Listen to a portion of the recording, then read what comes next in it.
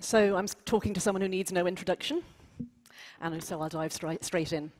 This is 175 years since The Economist was set up. It's a special time for us. It's a birthday year, and it's also a birthday year in a way for you, because it's 21 years since New Labour swept to power in a landslide, and I want to give a few highlights of the time the things that happened in that 21 years. So in 1998, your friend and advisor Peter Mandelson said he was intensely relaxed about people getting filthy rich as long as they pay their taxes. And then in 2003, the Iraq War.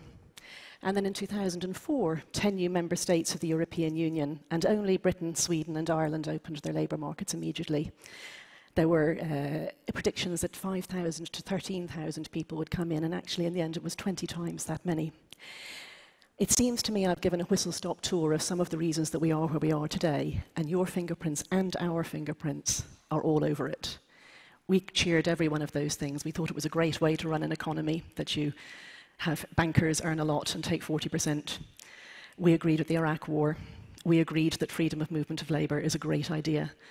And yet, here we are. We've had the financial crisis. We have the polarisation. We have the anger that people feel about a rich elite that has taken off. And we have anger about immigration. We have Brexit. We have populists doing well everywhere. Were we wrong? Well, I've had better introductions in my time, to be quite honest about it.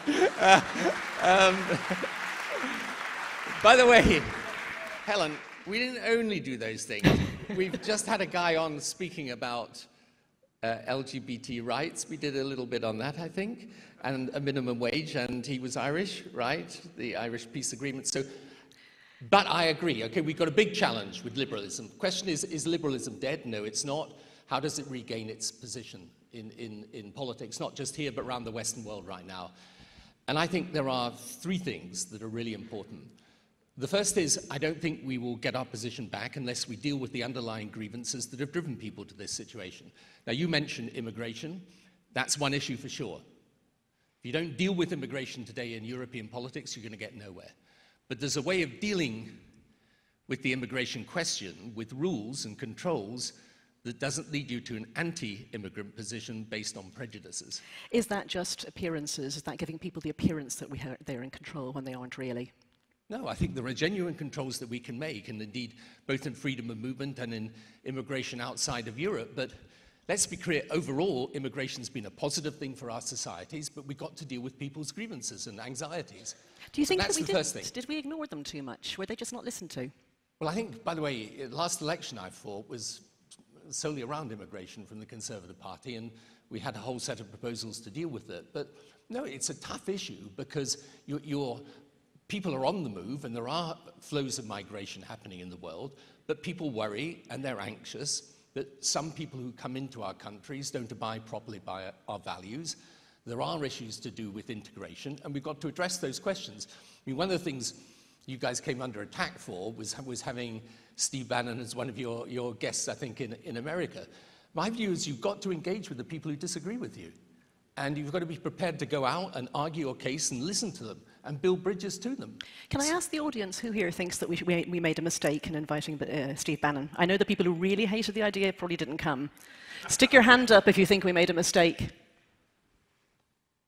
Right. Okay, they all stayed away. They think you're right, Tony. So building bridges is one thing.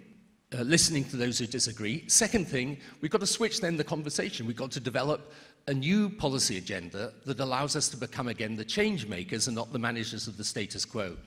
One of the most depressing things about British politics right now is the absence of a huge debate around the impact of the new technological revolution, what it means, what's going to happen, its displacement effects, its potential benefits. We have to switch the conversation and say these are the challenges of the future. So you have to deal with the issues that people are worried about. You have to develop a new policy agenda. Your editor, by the way, wrote a brilliant essay, Manny, and I suggest if you haven't read it, it's worth reading. And she suggests some of the policies that you might adopt. Give us a couple of headline policies, just one sentence. What are we talking about? Biggest thing is tech, in my view. Second, housing. Yep. Taxing land values rather than the type of taxation system we have at the moment. Infrastructure, education. Okay. And then the third thing is we've got to recover a bit of confidence about our own beliefs. I mean, I was, as you know, last night in a conference in the Ukraine. Right? You go and tell those people that liberal values don't matter. They've lost 10,000 people in a war because they want to be part of the European Union and part of NATO. So I actually interviewed last night the president of Estonia. And when she was asked, what has the European Union done for you? She said, well, I can tell you when we left the Soviet Union, our average income was $30 a month. It's now 1,300 euros. So one of the other things, which is why I'm so passionately opposed to Brexit, is because when you actually look at Europe and NATO and some of the institutions that liberalism has created, these have actually brought immense progress and prosperity. So whatever the challenges, don't let's lose confidence in our basic way of life. If you go and talk to people who don't have an independent media, who don't have the rule of law, who don't have democracy, you'll find they care about these issues and don't take them for granted, sometimes in the way we do. And yet we do take them for granted, and in some ways when you've lived somewhere... Still water. Yeah, sure. Do you like some? I'm fine, thanks. I'm afraid you put something in it after that introduction. I'll get you one handed up. Yeah. So here we are, and we aren't confident, and we have a couple of challenges, not just here in Britain, but in plenty of countries, that it's rather hard to see our way forward from, because all the options are unpalatable. There are people who feel very, very strongly, large numbers of them, who feel very strongly that anything that we could do in the way of Brexit is a bad idea. There's people who don't want it to go ahead. There's people who only want hard Brexit. There's going to be people who are angry. And we're not the only place that it feels like this. How do we find some, if not consensus, because consensus is boring, there's never going to be consensus in a democracy, how do we find a polite conversation that gives us some ideas moving forward? Well, I think Brexit is a classic example of what I mean. I don't think, I personally, as you know, and this will... Surprise no one. And also, I'm afraid it's one of these issues that does divide people very deeply. I am passionately opposed to Brexit. I think it is a fundamental mistake for this country and its future. But I don't think that you can change Brexit unless you deal with, as I say, some of the issues that underlie it. And so people who feel excluded from the benefits of globalization, communities left behind, and this immigration issue, they've all got to be dealt with. But I think you can deal with them without us leaving, in the 21st century, the largest political union, biggest commercial market right in our doorstep. Do you see a path to this, though? This is what worries me. The time is ticking away, there's a hard deadline, and even the most basic decisions haven't been agreed on. There's definitely a path to it. I mean, the path to it, I think, I think it's very difficult to get any proposition through Parliament. Mm-hmm. And that is because there's a fundamental dilemma which the negotiation has never resolved, which is you either stay close to Europe in order to minimize economic damage, in which case Europe will insist you abide by its rules, or you break from Europe completely and get out of the single market, out of the customs union, in which case there will be real economic damage, and that dilemma has never been resolved. So I think the government will find it hard to get their proposition through, and I personally believe if there is paralysis in Parliament, the best response is to put it back to the people and say, look, we've had 2.5 years experience of this negotiation. We now know all the different options. Do you want to proceed or do you want to stay? And isn't this because of the failure of Parliament? And we're in a representative democracy. We elect these people to come to these decisions for us. And among the people who have failed are the Labour Party. Is the Labour Party irredeemable? Should there be a new party? Should there be a centrist party? Should we give up? God. Yeah. Come on, tell us what you really think. Do you think I spend a lifetime in politics? No, I don't. And I'm going to tell you what I really think? No. Well, I think, look, I've already said, and I repeat, I'm obviously worried about the Labour Party. I don't agree with its present direction. And I actually do believe if the Labour Party said to the British people now, look, the government's had 2 years to get this right. It hasn't got it right. We can't support the deal that they're offering. We think you should make the final call on this. I personally think they would be 20 points up in the opinion poll, not the level pegging, but I may be completely wrong. I mean, the fear I have is that we'll be near to 50-50 again. What?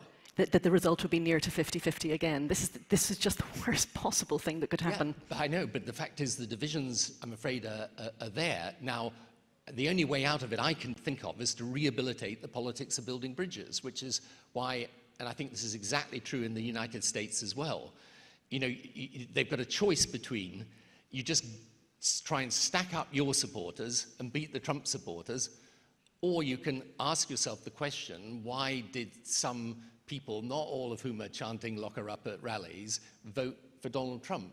And the politics of building bridges is out of fashion at the moment, but I think it should come back into fashion, because it's, in the end, the only way you can resolve what are otherwise big economic and also cultural issues. I mean, I think it's very easy for people on the liberal side of politics to place emphasis on the economic challenges of globalization, stagnant incomes, people left behind without opportunity, but ignore the cultural.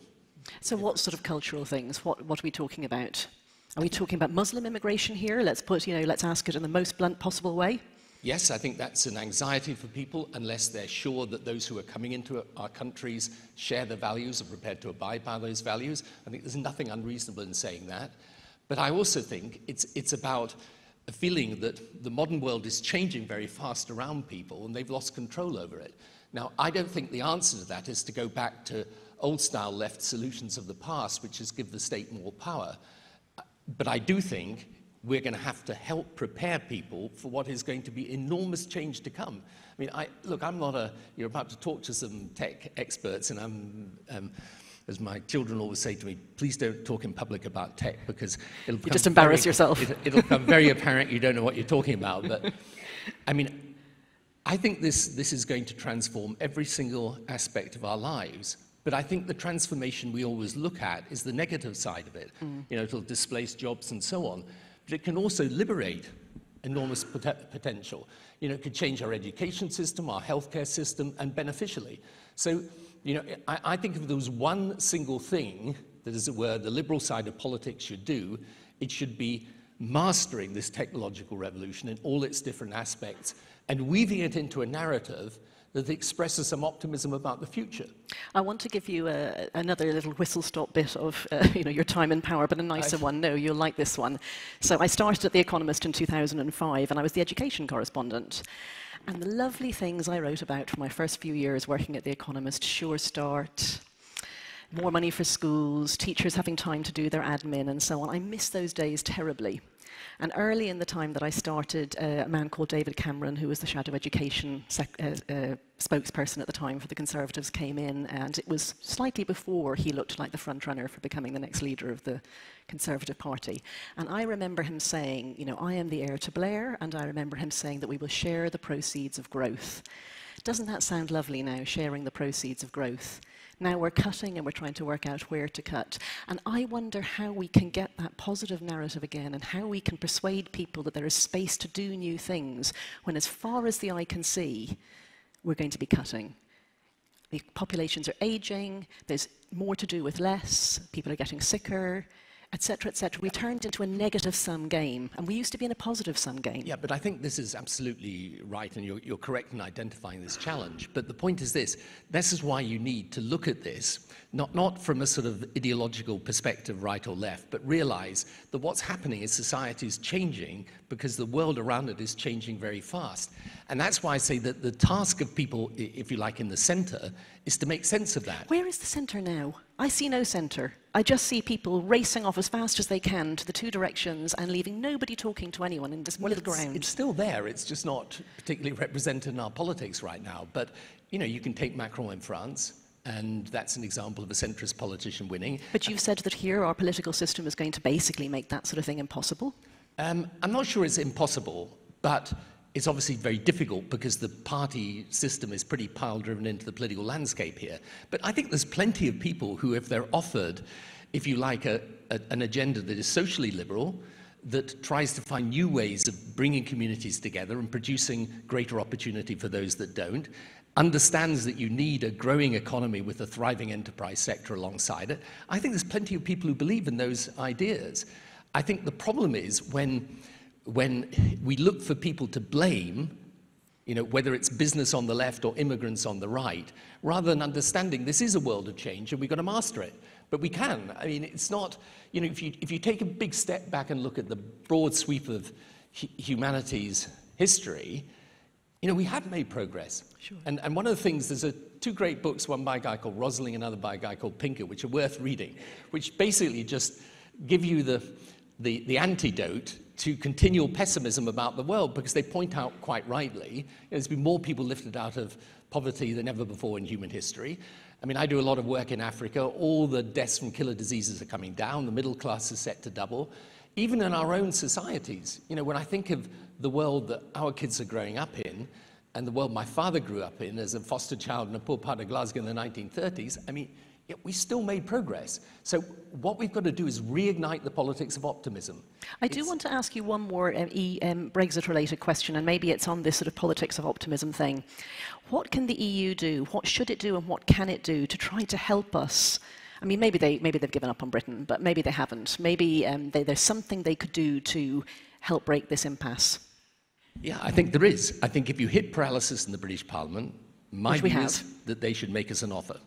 And they should deal with our issues on immigration and freedom of movement, because, by the way, they're European issues. I mean, immigration is not just a British issue. It's all over Europe right now. As you can see, if you look at Italian politics, Swedish politics, type of politics. But they're not mostly talking about immigrants from the rest of the EU. Mostly freedom of movement is pretty popular. It's from outside the EU they're worried. No, I think you'll find that within Europe today, even in relation to freedom of movement within the European Union, they're prepared to make changes. But I think, look, the most important thing to understand about Europe is, again, the way the world's changing. When I've got grandchildren now, when they're in their early 30s, there are basically going to be three giants in the world: China, India, and America. And these countries are going to be more dominant and bigger. Their economies are going to be several times the size of any other economies and countries in the world. And then you've got some tall countries, which will be Indonesia, Brazil, Russia, and so on. And then you've got us, medium-sized ones. And we're not minnows, but we're medium-sized: Germany, Italy, France, UK. The only way we are going to exercise influence and weight in the modern world is if we're together. And that's the reason for the European Union today. In my father's generation, the logic was peace, and we've produced peace. But the logic today is power. So tell me what the offer they make should be. What on freedom of movement? What else do they need to say to break this impasse? I think you need to recognize that when there's a sudden influx of people into an area, it can be a big problem. I think you need to recognize that people who are in the host community think you shouldn't just come in and immediately start claiming benefits and so on. I think there is a real case to be made, as indeed there's a new European directive on this coming out, which is to stop the undercutting of wages. And then I think Europe should, as it's now proposing, tighten its external borders, because it's a big problem. And by the way, we're going to have a huge problem in time to come from North Africa, where you've got exploding populations, poor countries, and radicalization. So there are masses of things that we can do. My point is very simple. None of the problems that Britain has and the challenges it faces are going to be easier to resolve out of Europe. They're actually going to be easier to resolve in Europe. And the thing that pains me is when you have a young working class person in the north of England thinks that they're more likely to get a job if we stop some Polish guy coming and working in a bar in London. It isn't true. So the actual answer to his problems is to educate him properly. But that's, of course, within the control of the British government. That's not something that Britain ever had to rely on the EU to do. No, of course, but that's why the agenda, I mean, part of the trouble with Brexit is not just its destructive impact, but its distractive impact. I mean, the truth is, the things the government should be concentrating upon today are around digitalization, education, infrastructure, and it's very hard for them to do that. Now, look, I'm sympathetic, actually, to Prime Minister in one sense. I've done the job, I know how difficult it is. But I think if we carry on down this path, we won't resolve any of the problems we think we're resolving. And that's the problem with populism, is that it rides the anger. It doesn't actually provide the answer. So what do you think? There are some young people in this room, younger than we often have at Economist conferences. Those young people, should they join a political party, and if so, which one? Where is their voice best heard? What else should they do? What can they do to help to create this new centre? Because people like this, these people are going to be the people who fix the mistakes that we are making and have made. Right, but they should definitely get active. Yes, how? What? Well, I think you can join political parties. I'm not going to tell you which one you can join, but you can join political parties, but you can get engaged in campaigns. I mean, everything doesn't happen through political parties today. But the other thing, I think, is to realise one of the good things about democracy today is people aren't differential. Okay, so that's good. You know, I remember watching an interview with Clem Attlee when he was Prime Minister, and the interviewer said to him, at the end of the interview, said, Mr. Attlee, is there anything else you would like to add? This wouldn't happen nowadays, okay? This is not the way people approach things, and that's good, no deference. So bang goes my last question, by the way. Yeah. You believe me, yeah? But if you don't have deference and you want to treat your politicians rightly as much more fallible, I think there's also an obligation to understand how difficult and tough the business of politics is. And one of the things that I think is, you know, frustrating, particularly in an era of social media, which itself is a revolutionary phenomenon, is that politics, if you're not careful, becomes an exchange of abuse and an exchange of slogans rather than a serious argument. How can we row back from that? I mean, you were so right on social media and, you know, just talking. We were saying so much more unpleasant things than we would have 5 or 10 years ago. How do you row back when you've gone down that path? Because the trouble, look, this is not a very politically correct thing to say, but the problem with the social media, it is the sort of, in a sense, the platform for the loudmouth, to be absolutely honest about it. Because what happens is, you know, people just spew forth their opinions. But I think underneath all of that, there is still a longing and a desire for rational argument and for taking issues and looking at them in a proper way. And, you know, one of the things you learn about politics when you actually get into government, so the difference is when you're in opposition, you know, it is all about great speeches and resolutions and blah. When you get into government, you suddenly realize it's a tough business and it involves tough choices. And when you decide, you divide, so it's hard. There needs to be a far greater honest dialogue today between political leaders and people, and you ask what should young people do, get involved in that dialogue, but do it in a way that isn't just sort of finger-jabbing, saying to the politicians, why aren't you doing this and why aren't you doing that and why haven't you done the next thing, but also engaging in understanding the complexity, the difficulty, the choices, the priorities, because that's what politics about. is. Yeah, that's what politics is about. But in all of this, never forget that we have something really precious, which is we do elect our own government. So, you know, we've got Hong Kong's hearing this getting streamed. That's right. Yeah, well. Yeah. So we have a hard stop at the end of this because we are going to be going to colleagues abroad. But I want to ask, and I would like to take a question from a young person who's in the room. Is there anyone who wants to ask Mr. Blair a short, quick question? And I will preferentially pick somebody who doesn't look as old as me. Come on. Yes, I have a hand here. You need to take the mic. No one else put their hand up, so it's you. It's a young person's mic, you see. Right. Just speak.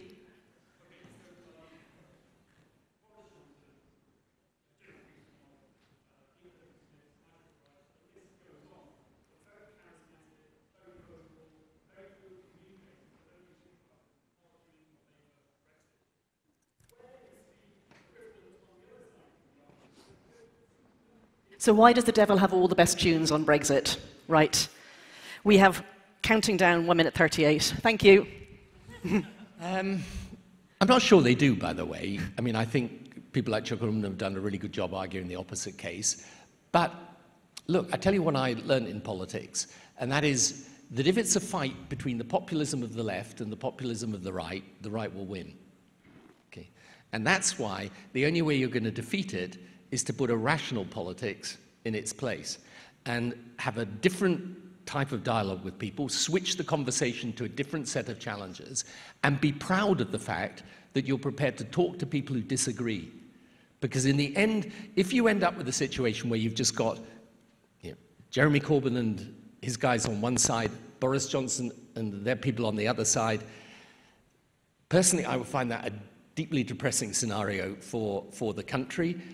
But I just tell you, I think there is still a large number of people in the country who would opt for a politics that says, I'm not going to engage in the name-calling of either of those two, but I am going to develop an agenda that addresses the future and does so in a way that does genuinely try to provide answers to our problems rather than simply taking a constituency of people and making them really angry about someone else. Where's the leadership? Well, that's a nice... he looks older than me, so it wasn't a young person saying it, sadly. I'm going to say thank you very much. You are both a very good sport, and you gave me as good as I gave you. So thank you very much for that. Thank you.